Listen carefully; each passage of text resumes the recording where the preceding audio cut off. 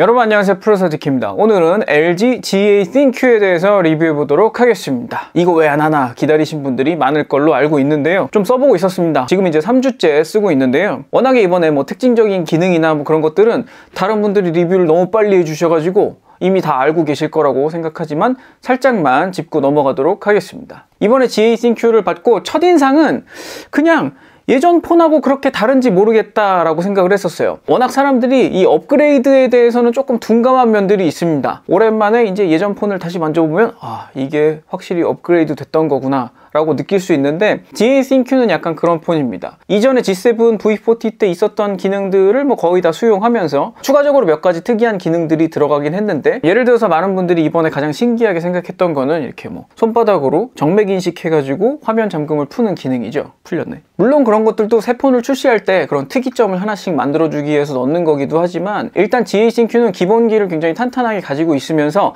완성도가 많이 올라간 폰이라는 느낌을 받았습니다. 사실 여러분, 제가 LG 폰 리뷰를 하거나 아니면 다른 사람들 리뷰를 이렇게 봐도 여러분들이 요즘 전반적으로 LG 폰에 많이 호의적이 된 것 같아요. 저 같은 경우는 예전에 G6 이전에 그 옛날 폰들은 별로 써보질 않아서 몰랐는데, 많은 분들이 예전에는 약간 소프트웨어가 아쉽지 않나 이렇게 말씀들을 많이 하셨다면, 요즘은 오히려 소프트웨어적인 완성도가 많이 좋아졌다 이런 말씀을 많이 하시는 것 같아요. 저도 거의 최근 1년 동안 G7, V40, 지금 G8까지 메인폰을 계속 LG 폰을 써오면서 한 번도 소프트웨어적으로 불만이 있다거나 이런 부분은 없었거든요. 그래서 혹시 그런 면에서 아직도 선입견을 좀 갖고 계시다면 최근 LG 폰들을 좀 써보시기를 권해드리고는 싶습니다. 저 같은 경우는 이제 음악 감상 목적이 굉장히 컸기 때문에 G7서부터 메인폰을 계속 LG 폰을 쓰고 있기는 한데, 그거 아니더라도 전반적인 안정성이나 퍼포먼스 면에서 굉장히 만족스러웠습니다. 일단은 외관에 대한 이야기를 좀 해볼게요. 저희는 특별히 언박싱은 찍지 않으니까 박스 잠깐 보여드리자면, 예전에 G7 때처럼 이렇게 붐박스 체험하라고 이렇게 박스를 빵꾸 뚫으라는 점선이 있습니다. 그리고 여기 메리디안 마크가 하나 들어있네요. 그거 외에는 특이점은 없습니다.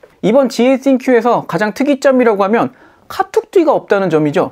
카툭튀가 없어요. 이게 매끈합니다. 광고에도 보니까 여기 손가락으로 카툭튀를 이렇게 샥 없애는 그런 식의 광고를 찍었던데, 저는 진심 카툭튀가 너무 싫어요. 왜 그러냐면 저는 폰을 사면 케이스를 잘 씌우지 않고 그냥 생폰을 쓰는 편입니다. 근데 카툭튀가 있는 폰들은 그 카툭튀 부분 보호하려고 케이스를 어쩔 수 없이 씌울 수밖에 없습니다. 안 씌웠다가는 어디 카메라 상하거나 할까봐 씌울 수밖에 없더라고요. 그래가지고 저는 이 G8 받자마자 이 매끈한 표면에 아주 만족을 했습니다. 그렇다고 해서 두께가 더 두껍거나 하지도 않아요. 저는 그래서 G8은 계속 생폰으로 쓰고 있는데, 후면이 이제 고릴라 6 글래스가 들어있기 때문에 엔간해가지고는 걱정 없이 사용하실 수가 있고요. 워낙에 LG 폰들이 이제 밀스펙 인증받고 그러는 거야 다들 아실 테니까 내구성에 대해서는 크게 걱정하지 않고 그렇게 생폰을 마구 쓰셔도 되겠습니다. 그리고 여기 전면부를 보시면 수화부 스피커 구멍이 없죠. 앞면도 역시 매끈합니다. 앞으로 뒤로 완전 매끈이에요. 지문인식 센서 부분이 이제 1mm도 안 되는 깊이로 이렇게 살짝 들어가 있다는 거 말고는 앞면 뒷면이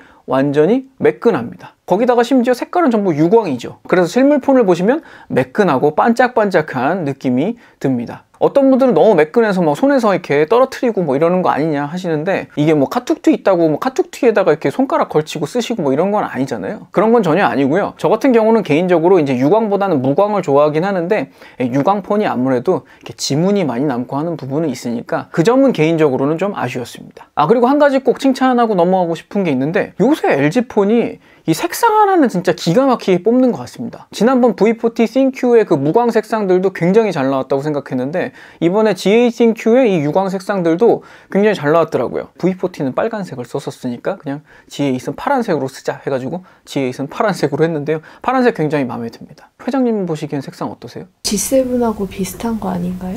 비슷하냐면 G7도 워낙 색상이 잘 나왔었죠. 미묘한 차이. 정말 미묘한 차이. 왜 근데 요새 보통 폰들이 무슨 빨간색, 파란색 이렇게 심플하게 색상이 들어가는 게 아니라 각도에 따라서 이렇게 깊이가 좀 다르게 보이는 색상을 쓰잖아요. 저는 최근에 LG 폰들 색상 매기는 게 너무 되게 그런 깊이감 있는 느낌?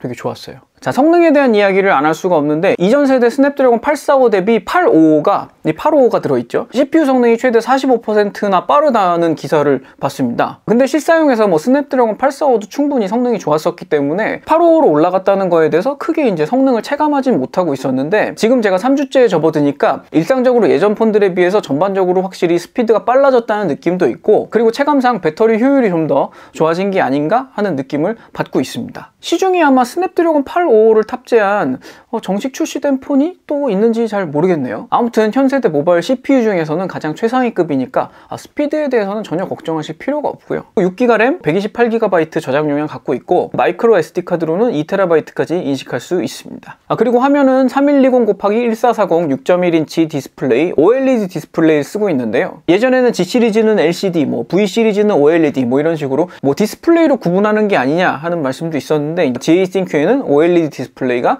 들어갔습니다. 사이즈로는 예전에 G7 ThinQ 사이즈라고 딱 생각하시면 될 것 같고요. 근데 같은 사이즈인데도 불구하고 배터리가 3500mAh로 올라갔습니다. 예전에는 3000이었거든요. 3500으로 올라가면서 확실히 체감상 실사용 시간이 확 늘었다라는 느낌이 듭니다. 내장된 OS는 이제 안드로이드 파이가 들어갔는데요. 당연히 일반적인 경우라면 최신 버전이 더 좋겠지 하고 생각을 하시겠지만 안드로이드 파이에는 많은 분들이 걱정하셨던 부분이 뭐냐면 구글에서 안드로이드 파이서부터는 통화 녹음을 지원하지 않는다는 얘기를 들었어요. 그래가지고 저는 메인폰을 이 GA ThinQ 갈아타도 되나 굉장히 걱정을 했습니다. 제가 안드로이드를 쓰는 결정적인 이유가 많은 통화를 이제 녹음해 놓기 위해서인데 제가 업무상 전화를 너무 많이 하고 이렇게 연락처에 없는 전화도 막 많이 오고 하다 보니까 녹음 기능이 없으면 이게 누구랑 했던 통화지? 이런 것도 까먹는 경우들이 있었거든요. 통화 녹음 없어지면 안 되는데 어떡하지? 라고 걱정을 했는데 다행히도 GA ThinQ는 통화 녹음이 됩니다. 달라진 점이라면 통화 녹음할 때 이게 상대방이 통화 녹음 중인 걸 알 수 있게 이렇게 삑 소리가 나긴 하더라고요. 근데 이게 삑 소리가 무슨 의미인지 아시는 분들만 아시지 사실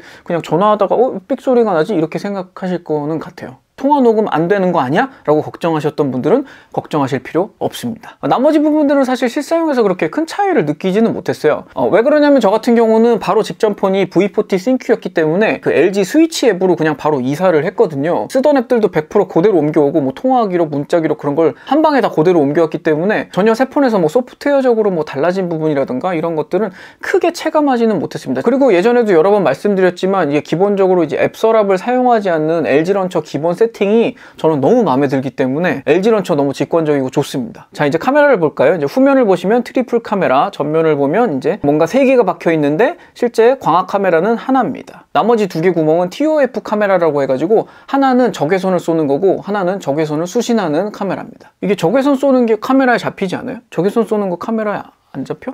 이게 여기서 적외선 쏘거든요. 그래가지고 인간 눈에는 원래 안 보이는데 카메라에 찍었을 때 간혹 여기서 이제 적외선 쏘는 게 깜빡깜빡하게 보이는 경우가 있습니다. 가끔 이제 유튜브 리뷰 같은 거 보시고 이 가운데서 계속 빛이 깜빡깜빡 나와가지고 저거 어떻게 쓰냐 이렇게 말씀하시는 분도 봤는데 그거 사람 눈에는 안 보이는 거예요. 적외선이라서 카메라에 잡힐 수는 있는데 사람 눈에는 아무것도 보이지 않습니다. 이 TOF 카메라라는 거는 타임 오브 플라이트라고 해가지고 적외선을 쐈다가 받아들이는데 걸리는 그 시간을 체크하는 센서라서 거리를 측정할 수 있습니다. 3D로 거리를 측정할 수가 있어요. 그리고 또 적외선 특성 중에 이렇게 정맥에다가 이렇게 쏘면은 이 정맥이 적외선을 흡수한다고 하더라고요. 광고에서 보셨죠? 이렇게 정맥 갖다 대면 정맥 인식해가지고 잠금 화면이 풀리는.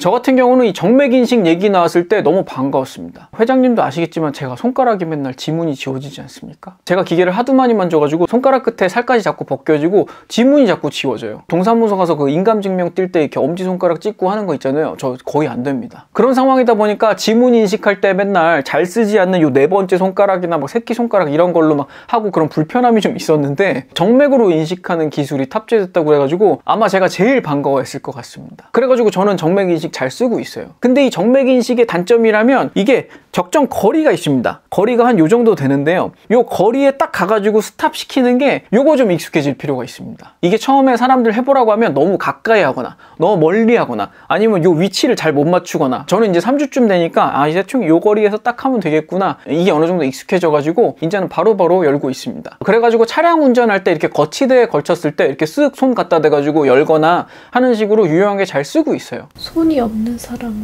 뭐라고요? 손이 없는 사람은 지문도 못 찍죠. 손바닥을 인식하는 거죠. 손바닥에 있는 이 정맥 루트를 인식합니다. 예전에 제가 게임회사 다닐 때 출퇴근을 정맥으로 해본 적이 있거든요. 손등에 정맥을 찍는 방식의 그 보안 출입을 했었는데 그게 되게 보안상으로 훨씬 좋아가지고 채택을 했었다고 그렇게 얘기를 했었어요. 최근에 실리콘에 지문 해갖고 공무원들이 출석 안 하고 출석한 것처럼. 맞아요. 그런 뉴스 있었죠. 지문이라는 거는 사실 그런 식으로 베껴내기가 쉽습니다. 톰 크루즈가 맨날 보여주죠.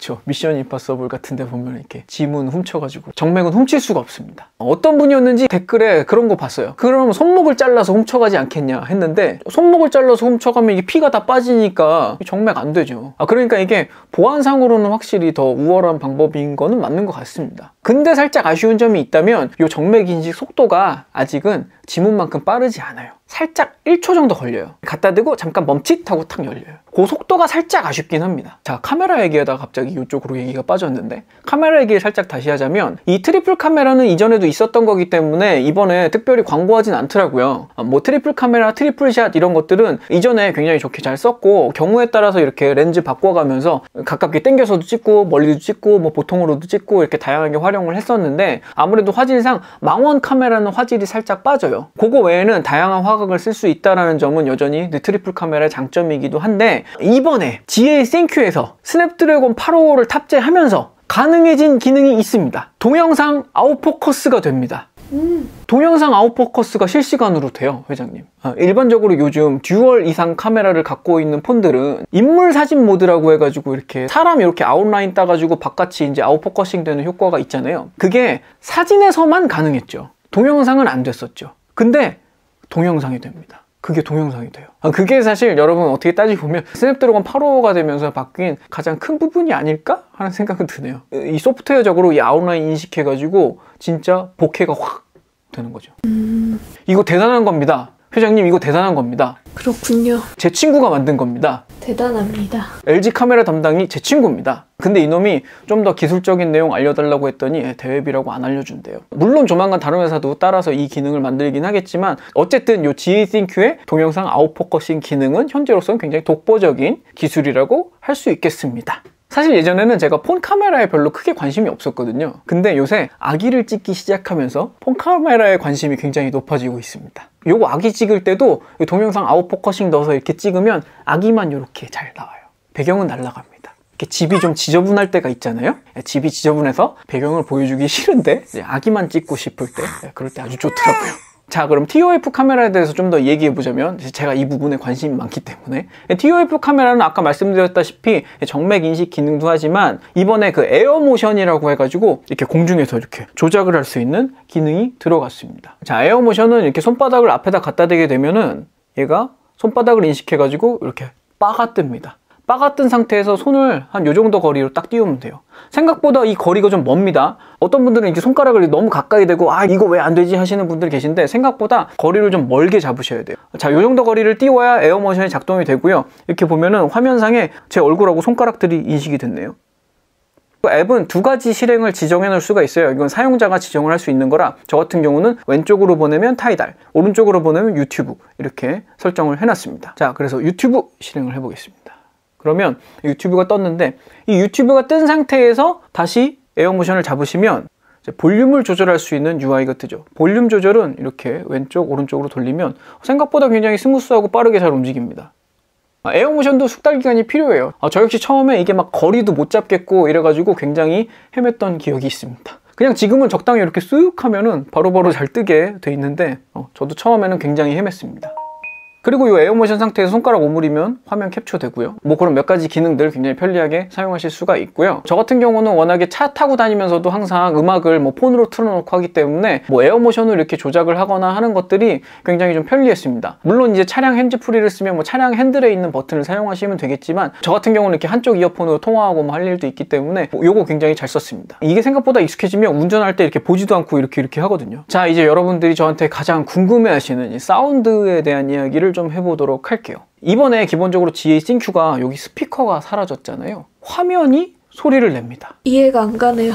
저도 사실 이전에 그 LG에서 내놓은 화면에서 소리 나는 그 TV를 안 봤다면 굉장히 신기했을 텐데, LG는 이미 스피커 없는 TV를 낸 적이 있습니다. 그리고 그 스피커 없는 TV 처음에 그 데모 나갈 때 데모 사운드 저희 회사에서 작업했습니다. 그래가지고 이 크리스탈 사운드 올레드였나 뭐 CSO 이렇게 돼 있던데, 이 화면에서 소리가 나는 기술에 대해서는 이미 체험을 한 바가 있어요. 근데 그거를 폰에다 넣는다고 했을 때 사실은 조금 반신반의했었습니다. 왜 그러냐면, 폰에다 넣게 됐을 때 이 폰에 이런 식으로 그 스피커를 없앴던 폰이 이게 LG가 세계 최초는 아니거든요. 이미 중국 폰 중에 이렇게 화면에서 소리를 내게 하는 그 폰을 낸 적이 있었는데, 그때 사용자들 불만이 차이가 굉장했습니다. 왜 그러냐면 이거 스피커폰이냐고. 이게 소리가 화면에서 나면서 막 스피커폰 수준으로 소리가 막 빠진다는 거야. 소리가 일단 밖으로 너무 많이 새고, 그리고 귀에다 댔을 때 소리 너무 어색하다. 일반적인 스피커랑 소리가 너무 뭐 앙상하고 이질감이 있다, 이런 불만들을 굉장히 많이 봐가지고 이게 GH-INQ에다가 그런 위험한 실험을 해도 되나 저도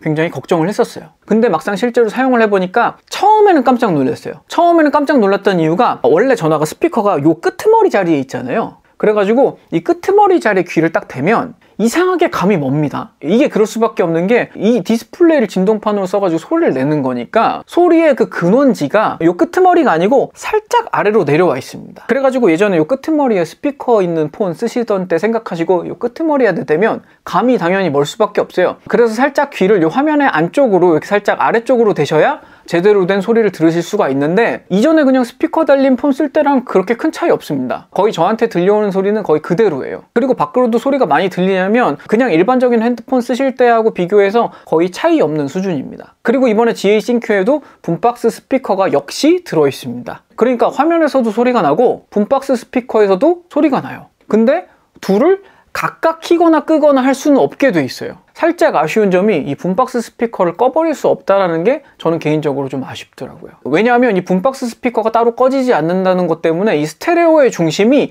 이 화면 중간이 아니에요. 화면 오른쪽으로 좀 치우쳐 있습니다. 스테레오가 맞긴 맞는데 화면 오른쪽으로 좀 치우쳐 있어요.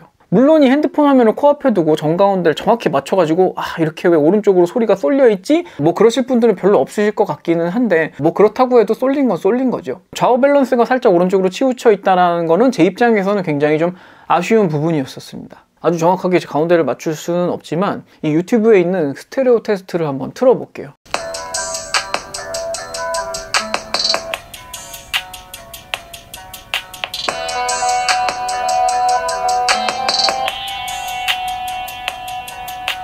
볼륨 차이가 좀 느껴지죠? 네. 왼쪽, 오른쪽. 이게 이 스테레오 테스트라는 게 이제 왼쪽 극단, 오른쪽 극단을 이렇게 들려줘가지고 하는 테스트거든요. 그러다 보니까 왼쪽 볼륨이 굉장히 작게 들립니다. 이게 실제로 좌우가 동시에 나오는 영상을 이렇게 보시면 뭐 사운드가 뭐 이상하다 이런 느낌은 없는데, 확실히 그 소리의 중심이 오른쪽에 좀 치우쳐 있다라는 느낌이 좀 들어요. 이게 핸드폰 스피커에서 이렇게 유난 떨 일인가 싶기는 하지만 아무튼 뭐 제 귀에 그렇게 들리니까 뭐 아쉽습니다. 자, 그리고 이제 가장 중요한 이 이어폰 단자. 이 LG폰을 음악 감상용으로 구매하시는 분들이 많기 때문에 이어폰 단자는 정말 중요하죠. 이번에 사실 GH-INQ 광고에 보면은 이어폰 단자 얘기는 정말 한마디도 안 하더라고요. 저는 좀 답답합니다. 물론 이전 세대에서 뭐 하이파이, 쿼드덱 뭐 이런 거 광고를 이미 했었기 때문에 이번에는 뭐 똑같은 얘기 안 하려고 안 하셨는지 모르겠는데, GH-INQ에서요, 이어폰 단자는 진짜 중요한 부분입니다. 만약에 제가 지금 새 폰을 사야 되고 폰으로 음악 감상을 하는 시간이 길다면 이어폰 단자 때문에 저는 GH-INQ를 살 겁니다. 여러분, 제가 지난번에 G7 ThinQ랑 V40 ThinQ, V40가 더 사운드가 정갈하다, 역시 뭐 메리디안 튜닝 때문인가 뭐 이렇게 해가지고 블라인드 테스트 했었잖아요. 기억나십니까? 이번에도 비슷한 현상이 벌어졌습니다. GH-INQ를 처음 받아가지고 이어폰 단자를 딱 듣고 뭐야? 이어폰 단자가 바뀌었네? 사운드가 바뀌었네? 해가지고 LG 쪽에다 문의를 했어요. 혹시 부품이나 설계가 바뀐 게 있냐 했는데, DAC는 그대로 사불의 9218P를 사용하고 있고 뭐 사운드적으로 내부 구조가 바뀐 게 없다, 동일하다라는 답변을 받았습니다. 똑같은 설계에 똑같은 칩을 넣는데 사운드가 다른 경우들은 많이 있습니다. 근데 이 GH-INQ의 결과물이 정말 그냥 우연의 산물이라고 하면 정말 이거는 그냥 LG의 음향의 신이 내린 것 같아요. 왜 여러분 그 TV 프로그램에서 그 뜻하지 않은 그 상황이 갑자기 막 벌어지고 하면 예능의 신이 내렸다 뭐 이렇게 말씀 많이 하잖아요. 그런 것처럼 만약에 GH-INQ에 특별히 뭐 의도한 튜닝이 아닌데 사운드가 그냥 이렇게 나왔다고 하면 그냥 LG에는 그냥 음향의 신이 축복을 내린 겁니다. 이번에 GH-INQ에서는요, V40 ThinQ 대비해서 굉장히 화사하고 좀 더 튀어나오는 사운드가 나옵니다. 이게 저도 신기한데 청감상 볼륨도 더 크게 들리고 뭔가 화사하게 튜닝을 한 것 같은 느낌이 확실하게 들어요. V40 ThinQ 때는 좀 정갈한 느낌이 장점이었다고 하면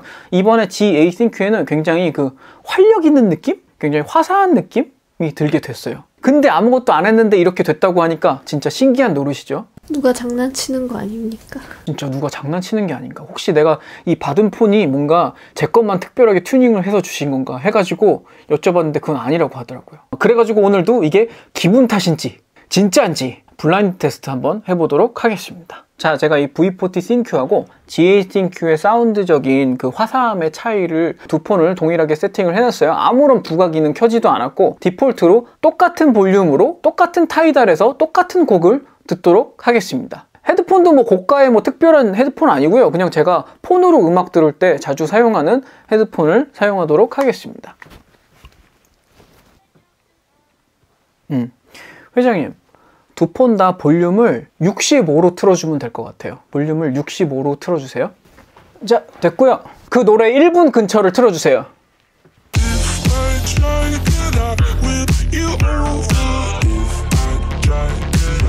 됐고요.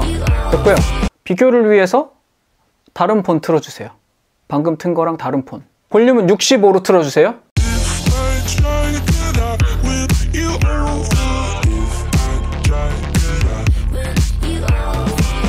스톱. 65로 튼 거 맞죠? 지금 이게 더 커. 이게 GA 싱큐지. 이게 GA 싱큐거든. 동일한 설계, 동일한 부품에 정말 뭐 사운드가 동일할 수밖에 없다라고 하는데 GA 싱큐가 볼륨이 살짝 더 크고요. 그리고 앞에 게 V40였죠. 네. 한 번은 맞췄으니까 몇 번 이제 틀어주세요. 이제 캐치했어. 그리고 확실히 사운드가 GA 싱큐가 화사하게 나와요. 앞으로 이렇게 확 더 밀고 나오는 듯한 느낌이 있어요. 뭐 이건 취향 따라 뭐 정갈한 쪽을 좀 더 좋아하시는 분이 계실 수도 있고 화사하게 튀어나오는 걸 좀 더 좋아하시는 분이 계실 수도 있고 한데 두 개가 굉장히 다르고 저는 개인적으로는 GA 싱큐 사운드가 진짜 마음에 듭니다. 이렇게 앞으로 더 밀고 나오다 보니까 그 미세한 디테일 같은 게 좀 더 잘 들려요.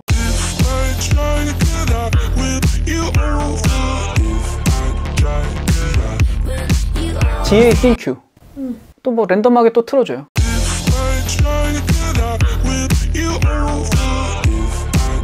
이거는 GA 싱큐고